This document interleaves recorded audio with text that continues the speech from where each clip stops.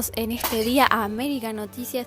Gracias por acompañarnos de vuelta en esta mañana. Hoy les traigo mucha información sobre el COVID-19 y muchas figuras políticas que nos van a contar sobre esto. Así que comencemos. Tenemos a Alfonsina Lutzen, representante de la salud, que nos va a contar cuáles son los síntomas que nos hacen creer que estamos incubando la enfermedad. Alfonsina, te escuchamos. Buenas tardes. Voy a comenzar hablando de los síntomas que aparecen en la enfermedad. Primeramente están los más habituales, los cuales son la fiebre, la tos seca y el cansancio, pero por otro lado hay algunos que son menos comunes, pero sin embargo aparecen en las personas, que son molestias y dolores tanto de garganta como de cabeza, diarrea, también está el conjuntivitis, la pérdida tanto del sentido del olfato como del gusto, también pueden llegar a aparecer ciertas erupciones cutáneas, como también pérdida del color en los dedos tanto de las manos como de los pies. Por último, pero no menos importante, también están los síntomas más graves de este virus, los cuales son la dificultad para respirar o esa sensación de falta de aire que uno tiene, también puede ser dolor o presión en el pecho y también incapacidad para hablar o moverse. En caso de presentar alguno de estos síntomas, por favor consulten inmediatamente con los servicios médicos. En segunda instancia están los métodos de prevención ante este virus. El primero, más importante y esencial a la hora de los ciudadanos tener que cumplir, es el distanciamiento social. Este se trata de evitar cualquier tipo de reunión, juntada o evento o básicamente salida de casa en general, a menos que sea para un caso muy importante como ir a supermercados o farmacias. De todas formas, si es que recurren a este tipo de salidas, procuren de mantener cualquier tipo de distancia entre las personas desde 1,5 metros hasta 2 metros. Otro punto muy importante a la hora de cuidarnos es estar lavándonos las manos regularmente, ya sea con jabón o con alcohol en gel. Esto es importante hacerlo antes de salir o de entrar a un lugar en el cual recurren muchas personas, después de ir al baño, antes de comer o cuando estás preparando la comida, después de toser y en muchas situaciones más. También hay otro punto en el cual al toser o estornudar uno se tiene que cubrir con un pañuelo descartable, en el cual claramente después va a tener que descartar y tirarlo a la basura, o también si es que es el caso de que no tengas pañuelos, simplemente lo haces con el pliegue del codo. Dos puntos también muy importantes que a lo mejor la gente no tiene muy en cuenta es limpiar periódicamente las superficies y objetos que usas con frecuencia o también ventilar los ambientes. Un dato que no está de más mencionar es el de los pacientes de riesgo ante esta enfermedad. Estos son los de todas las edades con determinadas afecciones como inmunodepresión o enfermedades crónicas cardíacas, pulmonares, renales, hepáticas, sanguíneas o también metabólicas. Lamentablemente también los más afectados suelen ser los mayores de 65 años. Alfonsina, contanos, ¿cómo se están llevando a cabo los operativos de control por parte del gobierno? Te escuchamos. Desde el gobierno de la ciudad, como bien mencionaste, están haciendo operativos de control, parando automóviles en las rutas, calles y autopistas para poder tomarles así la temperatura y también pedirles el permiso de transitar. También se están haciendo ciertos controles por las casas de algunos ciudadanos de barrios de la ciudad, haciéndoles un pequeño cuestionario para las personas que habitan allí. Por último, Alfonsina, te quería comentar algo que a muchos de los ciudadanos nos interesa. Te quería preguntar si el gobierno está realizando testeos. Como bien dijiste, el gobierno de la ciudad ha presentado un protocolo sanitario para así poder aplicar en ciertas villas de la ciudad. Estos barrios populares lamentablemente son los más afectados ante esta situación que estamos pasando tanto en Argentina como en todo el mundo por el coronavirus. En cuanto al protocolo, lo que van a hacer básicamente es que el gobierno va a mandar patrullas para así poder tomar la temperatura a cada uno de los ciudadanos que habiten en esos barrios populares. Mientras este protocolo no sea presentado por la parte de la justicia, porque hasta el día de hoy no ha sido presentado y aceptado por parte de la justicia, el Poder Ejecutivo deberá de brindar ciertos elementos sanitarios, de higiene, medición de temperatura y también agua potable para los habitantes. El único conocimiento que tengo sobre los testeos realizados es que desde que inició el brote acá en Argentina hasta la actualidad se han hecho 145.081 pruebas diagnósticas para el COVID-19. Muchas gracias, Alfonsina. Siguiendo con el tema, tenemos en la otra línea a Úrsula Lombardo, representante de los barrios populares, que nos va a contar cómo esto nos está afectando. Úrsula, te escuchamos. Mira, mi nombre es Úrsula Lombardo y vengo a representar acá a las familias de bajos recursos que viven en barrios populares o de emergencia. La gente las suele llamar comúnmente villas. Yo vengo al programa a contar los problemas que están sucediendo en estos barrios. Como todos sabemos, la falta de agua es esencial. En estos barrios hay varios problemas, pero la principal es la falta de red de agua. Y se ven muy afectados ya que no tienen la disponibilidad para cumplir con las medidas mínimas pedidas por el gobierno. Tampoco pueden higienizarse, usarlo para consumo propio ni para la cocción de alimentos, que es esencial en la vida de cada ser humano. Esta crisis está dejando expuesta la realidad que pasa en estos barrios, dejadas de lado desde hace décadas por nuestro país. No solo es imposible para los vecinos cumplir con las medidas recomendadas sanitarias en el aislamiento, sino que su economía se ve gravemente afectada, ya que la mayoría, el 85% de los trabajadores, son informales o eventuales. Estos problemas, como consecuencia de la concentración de gente y la falta de distanciamiento social, el virus se ve afectado en estos barrios. La concentración está allí y si no se toman recaudos, el virus se seguirá esparciendo. Para poder controlar esta situación, el gobierno decidió implementar poniendo patrullas y controles sanitarios en los accesos de cada barrio para confirmar los vecinos que entran si tienen casos positivos de coronavirus o de sospechas. Para cerrar el tema, se puede decir que hace falta solucionar la distribución de agua, detectar los casos a tiempos, aislar a las personas que tienen síntomas y darles de comer a las personas cuando cierran los barrios.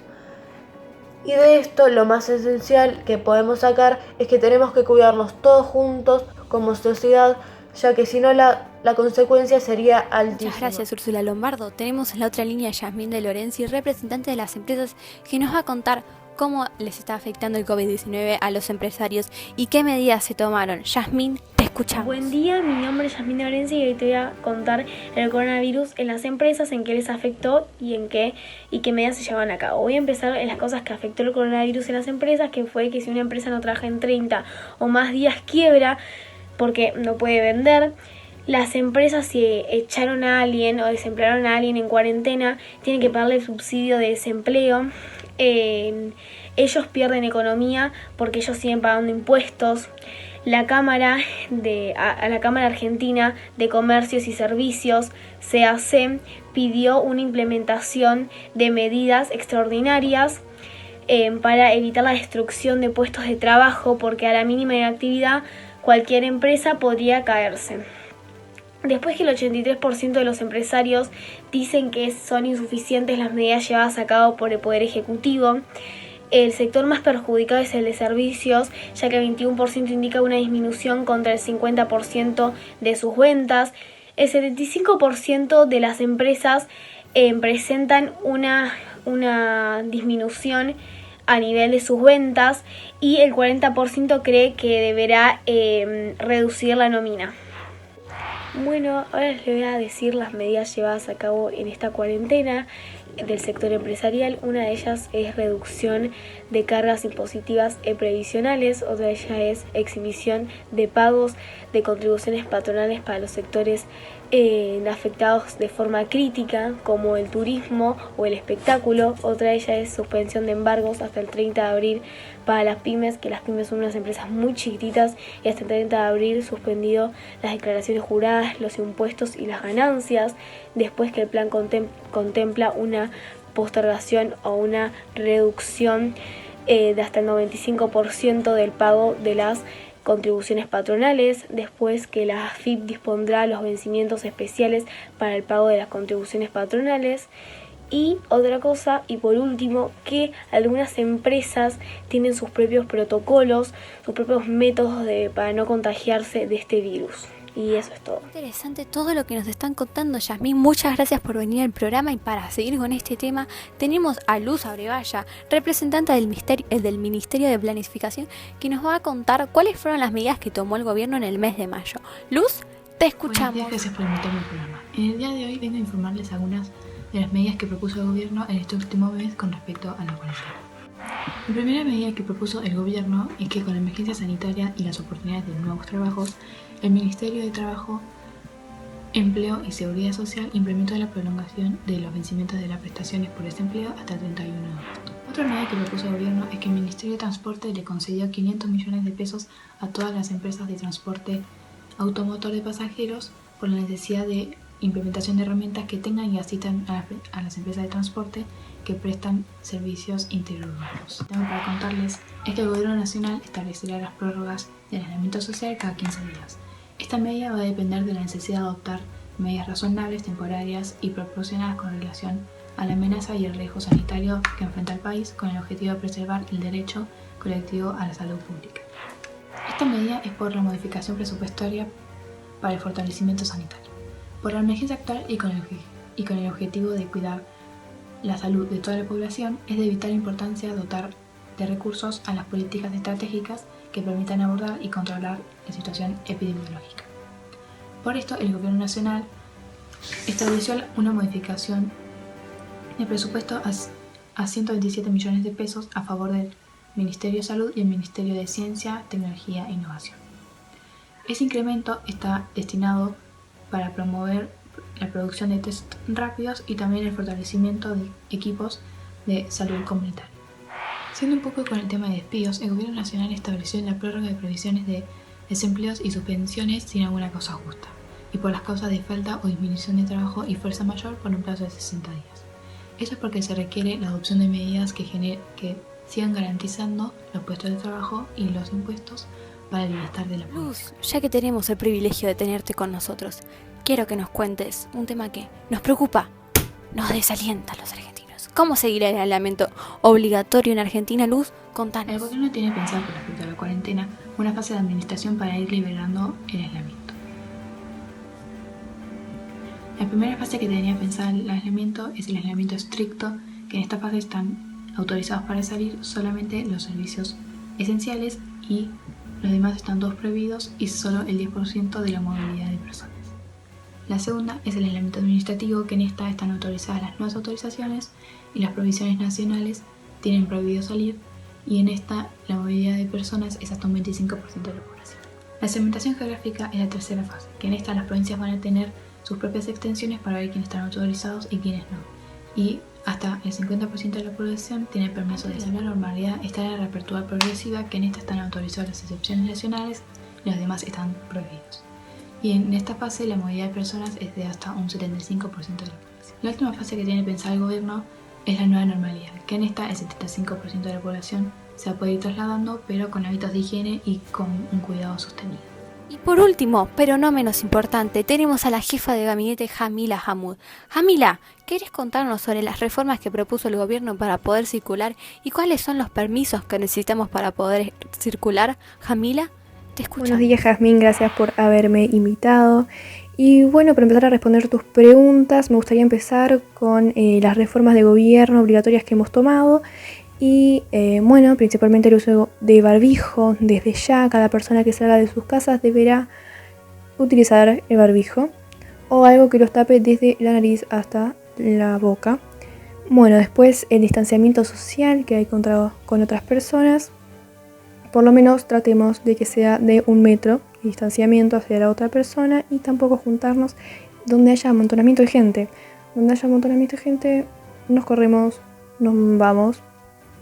Después, para las personas que deban pagar impuestos, jubilaciones, pensiones, asignaciones, etc., deberán presentarse con un DNI y en los días que corresponda, según la terminación de su DNI. Después, respondiendo a tu otra pregunta, los permisos para circular fuera de sus casas, ¿no? Las personas no podrán realizar desplazamientos mínimos e indispensables para aprovisionarse de artículos de limpieza, medicamentos y alimentos. En caso que quieran salir por otro motivo, deberán presentar un certificado. Circular fuera de nuestras casas, me gustaría mencionar el tema de quiénes pueden salir y cuándo pueden salir. En la ciudad bonaerense se podrá salir por la vía pública con fines de esparcimiento y compras no esenciales, siempre y cuando su número de DNI cumpla con las siguientes funciones. El DNI terminado en 0, 2, 4, 6 y 8 saldrá los días pares, y los DNI terminados en 1, 3, 5, 7 y 9 deberán salir los días impares.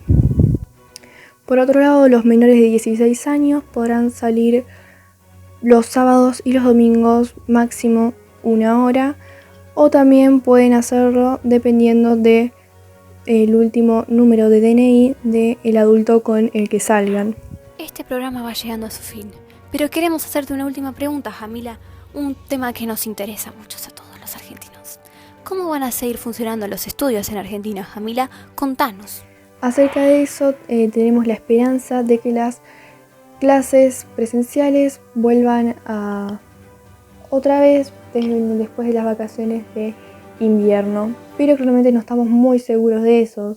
De lo que sí estamos seguros es de que las clases presenciales van a hacer lo último que se retome. Después, para unirse y hacer las tareas, los alumnos deberán presentarse por medio de una aplicación o plataforma en la cual se deberán presentar todos con dicho profesor o profesora de cada materia. Con el tema de las calificaciones, decidimos que los alumnos no serán calificados hasta que vuelvan a las clases presenciales, ni con una nota numérica, ni con ninguna otra escala que implique un insumo para acreditar a los aprendizajes. Este programa ha llegado a su fin. Gracias a todos los que nos estuvieron acompañando del otro lado de la pantalla y que estuvieron hablando. Una información muy buena. Nos veremos mañana en el mismo canal y en el mismo horario. Auspicia este programa Fuji y...